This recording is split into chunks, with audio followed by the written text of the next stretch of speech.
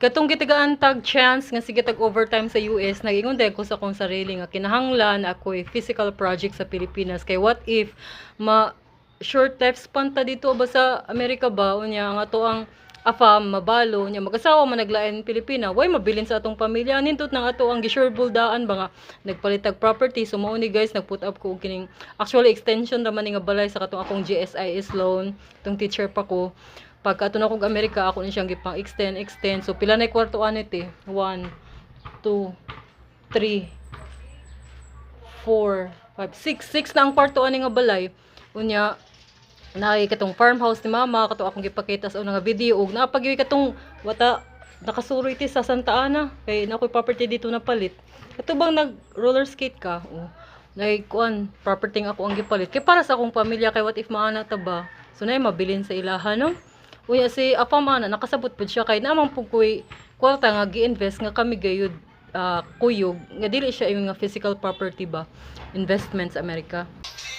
Mao niya mo balay guys, nakauli na gyud ko. Te. Dali te. Amo ang mga gipang bitbit gikan sa farmhouse. Mao din ang akong gisgutan sa inyo nga extension nga gipadayon ako ang balay. Katong tuan ako sa US ug kadto dito nga side mo tong amo original nga balay katong sa GSIS loan. Unya wa ko diri gastay gayud ug kapuyo. Ang ako ang kwarto nasa babaw. Pero kay nag slow travel man lagi Manila vlog. Ako ang afam. Kuha siya sa Negros karon, ako na diri sa Surigao. Wala gyud ko diri agaste. Ya si mama pud wala diri gaste, mo bisita ra tapos siya dito sa farmhouse. Si Buagan kibali mi. So mao ni guys.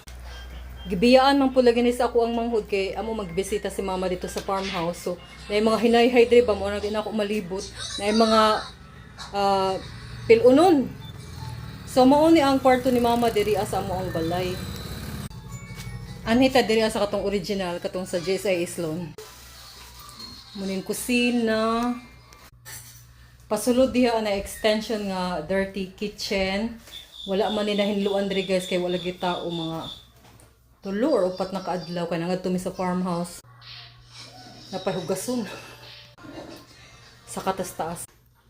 Na ang CR diha sa katas babaw asa man ang mga halaman diri. Kwarto sa kong igsuon. Sa may pasaka mahinlo ang balay guys sa kong sister kwarto napudre isa ka kwarto nya mao ni ang sala sa babaw wala sila nang hinlo guys so ay hinlo ready na ang uniform ni ate sliding door padulong sa balkonis gawas. O diba? Daghanay mga hinayhay. Gibiyaan ni diri kay nga to lagi sa farmhouse ni mama. Tada! Muna yung amo ang village guys. Nya diri sa right side is my kwarto.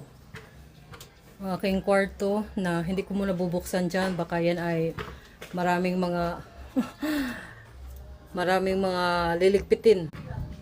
Kaya wala mang kugastay sa ako ang kwarto. So, kahit sino ang gumagamit. Mao ni amo gawas. Na may kapayas o dagko. May panel diha. Diri pud ta nga side. Mo pud ni akong gi-extension kanang blue nga kuan atop. Tindahan na ni mama ako ang gipakuan sa iya ha. Gipatayo kay gipuhunan lagi na ako sa iya ha. Katong usa ko ni ulig Pilipinas from the US. Yeah, din ha guys, unahan pa din ha dagat. Daghay aloe vera diri tanom sa atop. Aloe vera kayo dyan, magdala kaya ako nito. Diri pud nga side.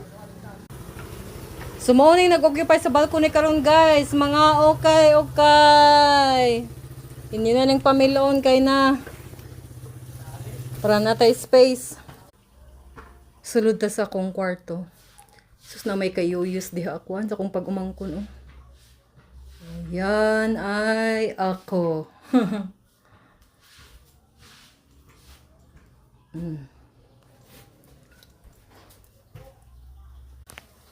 Linisan ko pa ang aking kwarto guys.